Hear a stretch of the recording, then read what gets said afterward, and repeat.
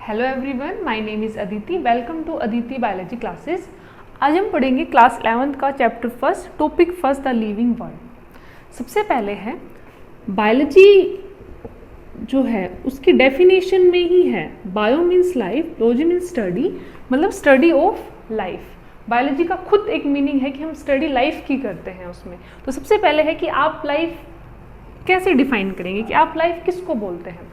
तो लाइफ को आज तक तो कोई एज सच बहुत अच्छे तरीके से डिफाइन नहीं कर पाया, क्योंकि फिलोसफिकली इसका पॉइंट ऑफ व्यू बहुत डिफरेंट है।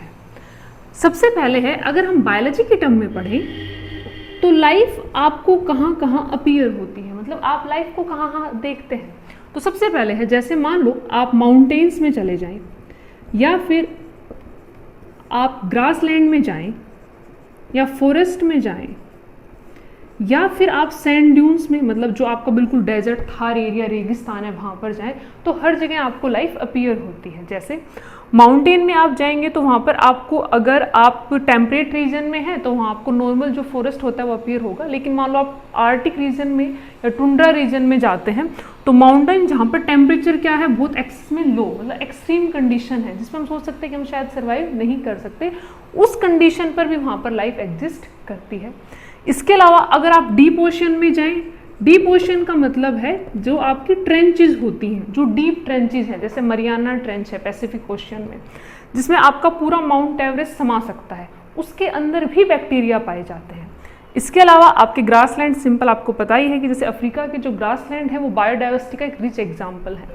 फॉरेस्ट जो है वो हमें डिफरेंट टाइप के फ्लोरा ऑफ फौना के बारे में बताते हैं। इसके अलावा अगर आप अभी जहाँ बैठे हैं, जहाँ पर भी बैठ कर ये वीडियो देख रहे हैं, आपके आसपास जो एयर है उसमें भी बैक्टीरिया, वायरस, इसके अलावा फंगल स्पोर प्रेजेंट है, मतलब आपके आसपास भी लाइफ है।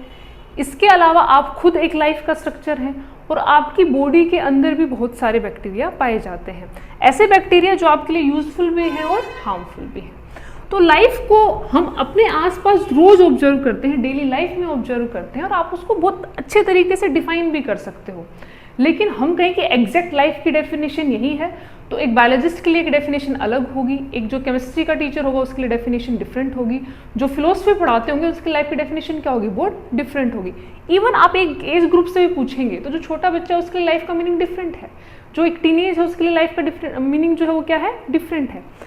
अब हम बात करते हैं कि हम जो एनसीईआरटी में एक वर्ड दिया हुआ है आपका, simple what is living, sorry sentence दिया हुआ है व्हाट इज लिविंग, तो हम लिविंग को कैसे डिफाइन कर सकते हैं। तो लिविंग मीन्स है, जैसे हम अपने खुद सोचें, दिमाग में सोचें कि लिविंग को कैसे डिफाइन करेंगे, तो हम कहेंगे कि मैम लिविंग वो है जो चल सकता है, शायद बोल सकता है, मूवमेंट होता है जिसमें, जो ग्रो करता होगा, रिप्रोड्यूस करता होगा, जिसके बॉडी में मूवमेंट होते होंगे। इसके अलावा आप कहते होंगे मैम जो एनवायरनमेंट को सेंस करता होगा, जो एक बहुत पिक्यूलियर फीचर है।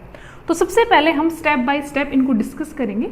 तो सबसे पहले है, आप डिफाइन करने की कोशिश करें। तो चलो हम डिफाइन करने की कोशिश करते हैं। सबसे पहले ग्रोथ, हम कहेंगे कि जो ग्रोथ करता है, जो ग्रो करता है, जिसमें मास इंक्रीज होता है, नंबर इंक्रीज होता है, वो सब क्या है, लिविंग है।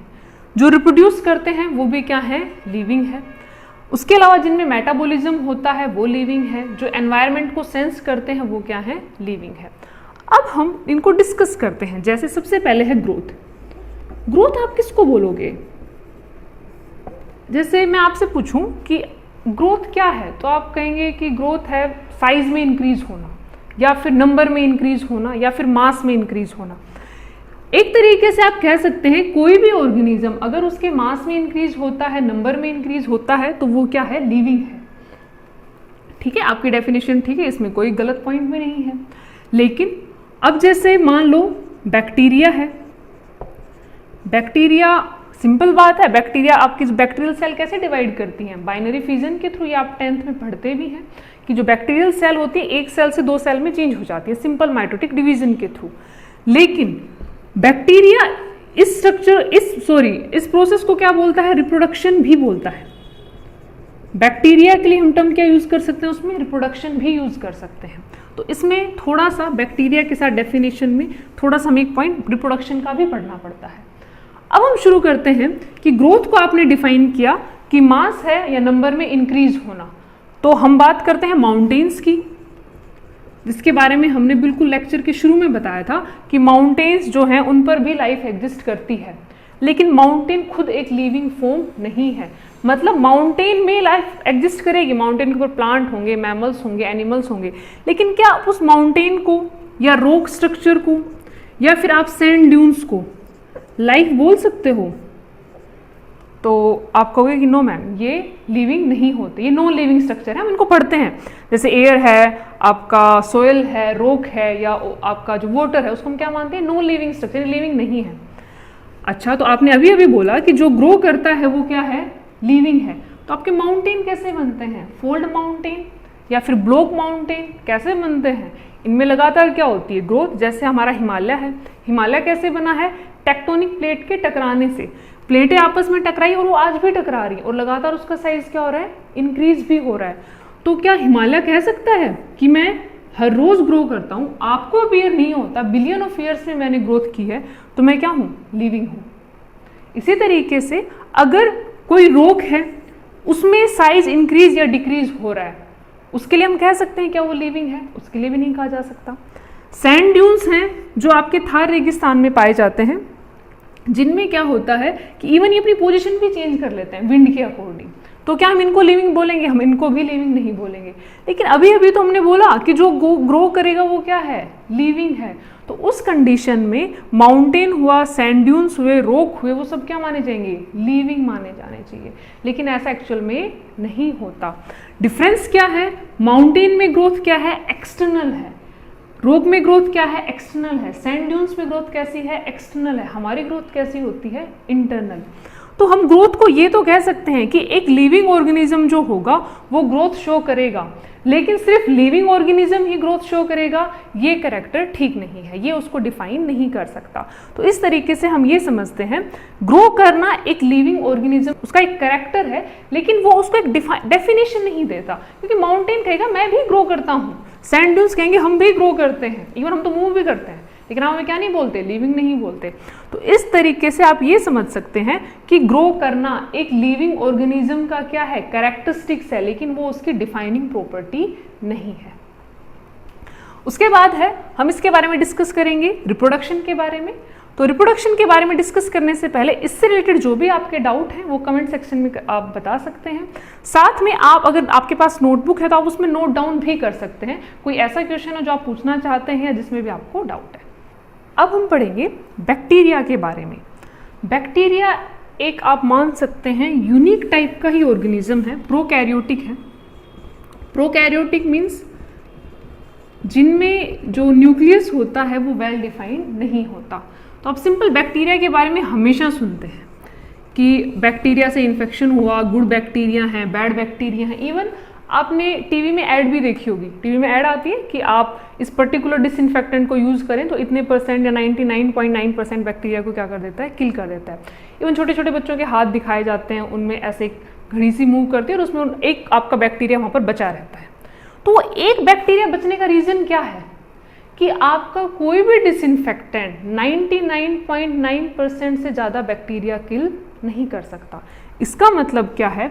आपके बैक्टीरिया एक्सट्रीम कंडीशन में भी रहते हैं और आप एक्सट्रीम डिसइंफेक्टेंट यूज करें वहां पर भी वो रहते हैं।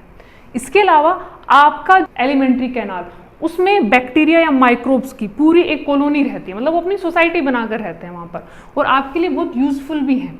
जैसे हमारे अंदर जो भी फोना फॉर्म जो पाई जाती है, माइक्रोब्स की जो फॉर्म पाई जाती है, वो हमारे लिए बहुत यूजफुल है। जैसे आपने डाइजेस्टिव सिस्टम में 10th में पढ़ा होगा कि जो माइक्रोब्स हमारी गट के अंदर रहते हैं वो हमारी बॉडी के अंदर काफ़ी यूजफुल विटामिन बनाने में हेल्प करते हैं।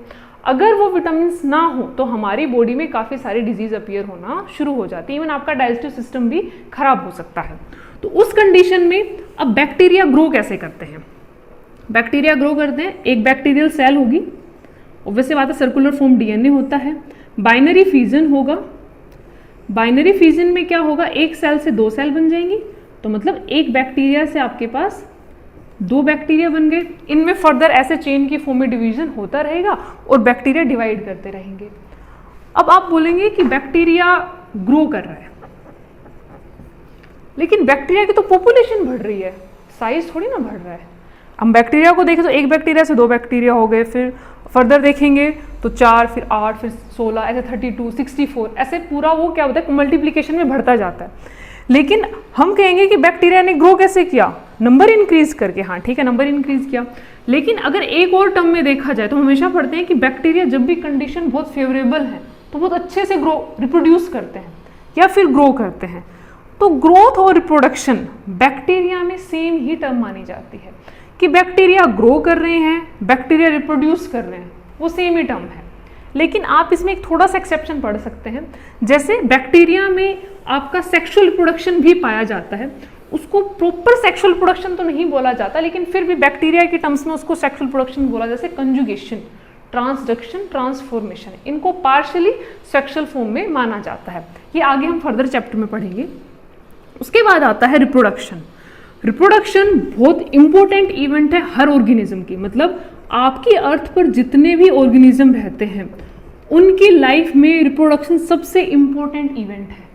मतलब उनकी लाइफ की ज़्यादातर एनर्जी कहाँ पर यूटिलाइज होती है, रिप्रोड्यूस करने में। इवन आप स्मॉलर फॉर्म्स को देखेंगे तो ज़्यादातर वो अपनी लाइफ का पार्ट, ज़्यादातर जो एनर्जी है, ज़्यादातर उनका बॉडी का जितना भी सिस्टम, वो किसके लिए सेक्रीफाइस होता है, रिप्रोडक्शन के लिए। उस कंडीशन में रिप्रोडक्शन किसको बोलते हैं, बहुत सिंपल सी डेफिनेशन है। री मीन्स अगेन, प्रोडक्शन मतलब जनरेट, दोबारा से अपने जैसा जनरेट करना, अपने जैसी एक लिविंग फॉर्म नेचर में और बनाना। जैसे हम बात करें लोअर फॉर्म, जैसे इन्वर्टिब्रेट्स हैं या आपकी एल्गी हैं, फंगी हैं, बैक्टीरिया हैं, उनमें सिंपल क्या होता है, आपकी एसेक्सुअल फॉर्म भी एग्जिस्ट करती है, एक्सट्रीम कंडीशन में सेक्सुअल फॉर्म भी एग्जिस्ट करती है। हमारे अंदर, मैमल्स के अंदर, वर्टिब्रेट्स के अंदर, कुछ इन्वर्टिब्रेट्स में भी सेक्सुअल टाइप का रिप्रोडक्शन भी पाया जाता है। प्लांट में हम इसको वेजिटेटिव फॉर्म भी बोलते हैं और सेक्सुअल फॉर्म भी बोलते हैं। वो आगे आपके बाकी चैप्टर, जो 12th के चैप्टर, उसमें ज़्यादा अच्छे से डिटेल में दिया हुआ है। इसके अलावा है, अब एक डेफिनेशन हम ये देंगे कि जो भी रिप्रोड्यूस करता है, जो भी अपने जैसा ऑर्गेनिज्म बनाता है नेचर में, वो सब क्या है, लिविंग है। सबसे पहले हमने डिस्कस किया कि जो ग्रो करता है वो क्या है, लिविंग है।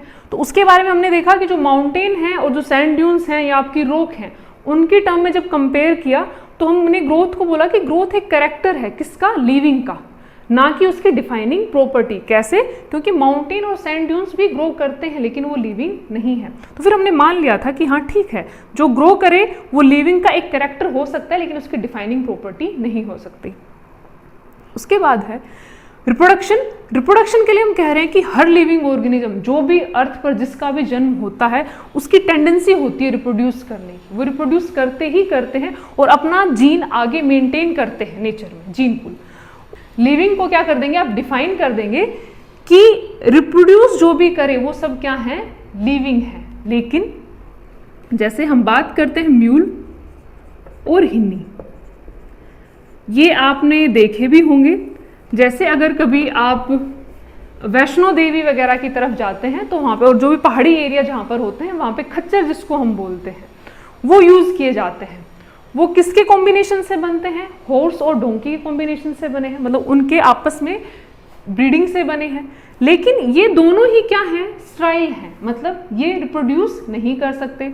तो आप म्यूल या हिन्नी को देखकर ऐसे कहोगे कि ये नॉन लिविंग फॉर्म है, आप उनको देखकर क्या कहोगे, नहीं, ऑब्वियस सी बात है ये लिविंग है। रिप्रोड्यूस ना करें इसका मतलब ये थोड़ी ना कि आप इनको बोल देंगे नॉन लिविंग है।